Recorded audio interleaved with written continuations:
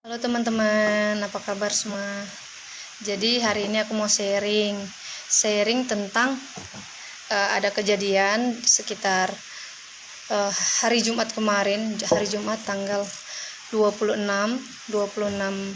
Agustus ini. Kejadiannya itu malam jam setengah 12 malam. Jadi aku mau cerita kronologinya dulu nih. Nah, sebelum kejadian di tanggal 26 ini terjadi, jadi aku ada seminggu yang sebelumnya aku ada pesan kemiri dari luar kota karena aku ada usaha buat minyak kemiri asli. Nah, singkat cerita, setelah kemiri ini dikirim, terus dari kakak tersebut mengirimkan foto resi beserta gambar barang tersebut. Jadi jelas semua, ada nama, alamat, jenis barang yang dia kirim apa.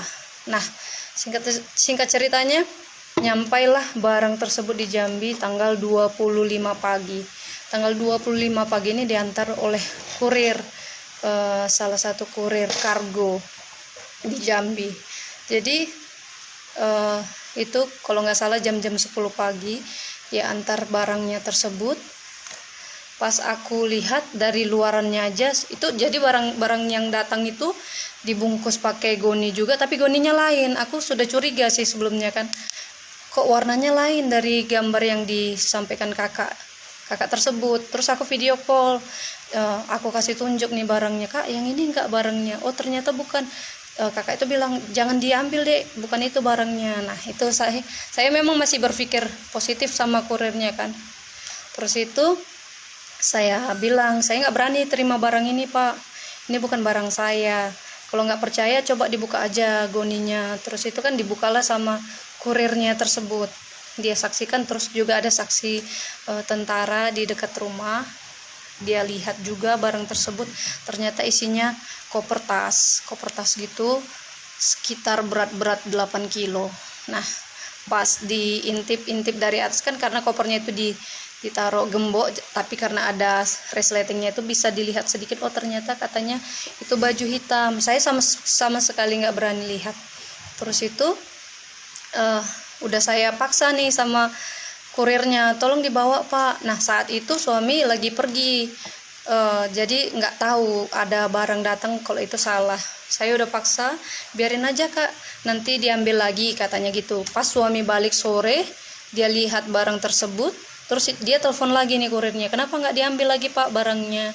Dia bilang besok pagi aja saya jemput. Nah gitu kan. Setelah itu besok paginya dia datang tanggal 26 pagi, jam-jam kisaran jam 9 jam 10 dia datang. Dia antar juga kemiri saya yang asli, satu goni, beratnya 25 kilo. Terus dia bawa balik lah itu tas koper kain itu. Tapi malamnya itu saya udah nggak enak, udah feelingnya juga nggak enak pak, itu tasnya dikeluarin aja. Kita juga ada sempat diskusi, itu jangan-jangan korban mutilasi ya katanya kan. Tapi pas saya deketin kok nggak ada aroma kan gitu kan. Rupanya tercetus juga suami, jangan-jangan itu narkoba. Tapi kan karena tadi pikiran kita itu cuman ya nggak kepikiran apa ya, maksudnya masa iya, tapi cuman tercetuk seperti itu gitu. Cuman kita nggak sampai melaporkan atau seperti apa gitu kan, karena juga sudah besok paginya diantar barangnya. Puji Tuhan udah sampai bukan minyak kemirinya 25 kilo, dan tas tersebut juga dibawa sama kurir tersebut. Malamnya jam setengah 12, pas kita udah mau tidur, mau berdoa, tiba-tiba ada yang gedor dengan suara yang sangat kuat, dengan cara yang sangat kasar.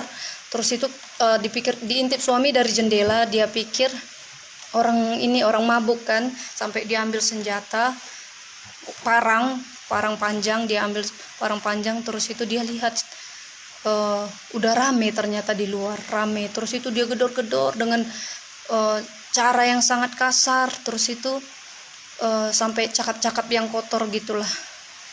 Dia gedor jendela kami, terus dia bilang nanti kami pecahkan ini kaca, terus ini kalau tidak dibuka pintunya mobilnya akan kami rusak gitu kan, pakai linggis. Pokoknya dengan cara yang mengerikan, sampai anak saya juga ketakutan. Lampu kami dimatiin dari listrik depan.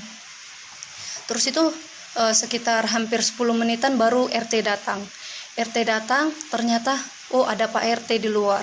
Akhirnya kami berani buka pintu, tapi kami nggak berani buka teralis, hanya pintu depan aja. Tapi sebelumnya kita udah telepon keluarga, kita pikir kan orang jahat ya. Terus kita udah telepon keluarga, nah keluarga itu udah pada di jalan.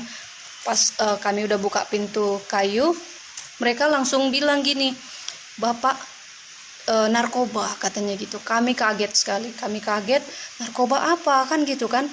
Iya, buka dulu ini pintunya, kamu ini nggak sopan, kamu orang Batak kan, saya juga orang Batak. Dia bilang seperti itu kan, dengan cara yang sangat kasar itu kita nggak terima. Akhirnya datanglah keluarga yang sudah kita telepon ini.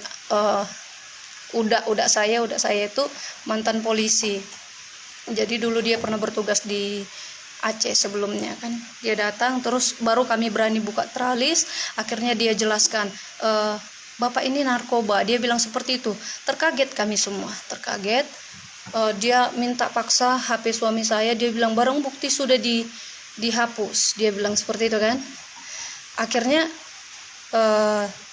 polisi-polisi tersebut dinasihati sama udak saya, dan tiba-tiba saya teringat, narkoba apa mereka cari paket yang tadi pagi gitu. Saya terpikir seperti itu kan, karena saya udah foto juga barang tersebut.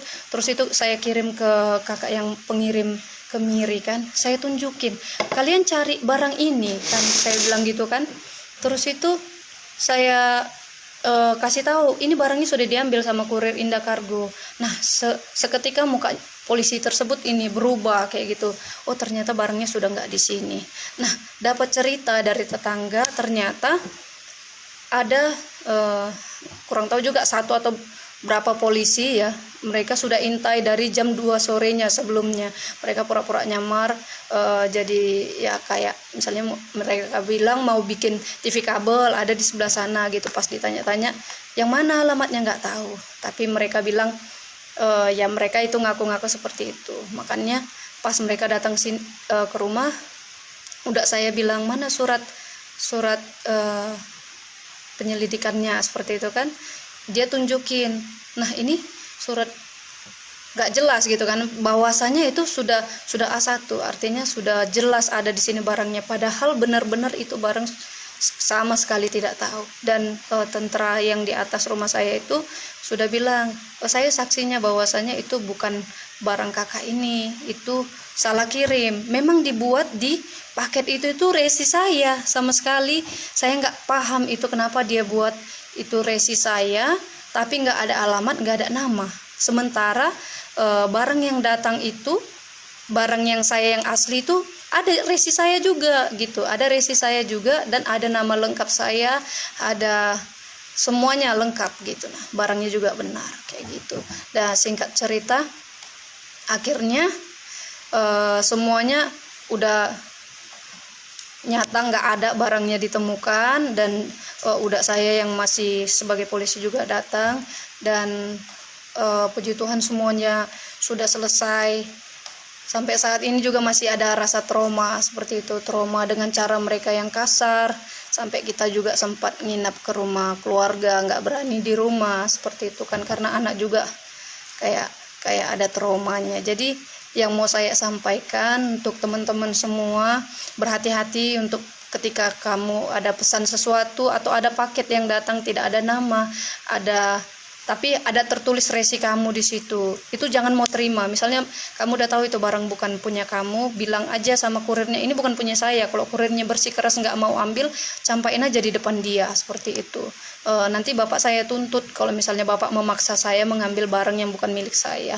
Itu pengalaman yang luar biasa buat kami, karena bayangin itu memang udah Tuhan atur semuanya, Tuhan atur untuk menolong kami. Sampai seharusnya pada hari H itu tuh udah saya yang purnawirawan itu pergi keluar kota, tapi ya puji Tuhan malam itu dia nggak pergi. Jadi ketika saya telepon udah saya, dia ada di rumah langsung mereka datang rame-rame ke sini. Itu kisah pribadi yang sangat luar biasa buat kami, pelajaran yang luar biasa buat teman-teman juga. Berhati-hati siapapun itu ketika menerima paket, boleh kita buka langsung gitu. Nah, apa itu barangnya, seperti itu. Jangan pernah ada rasa khawatir untuk membuka. Ketika kita benar itu jangan pernah khawatir untuk mengatakannya. Seperti itu teman-teman. Kiranya kita senantiasa dalam perlindungan Tuhan dan dijauhkan dari hal-hal yang tidak baik dan tidak benar. Selamat siang semua.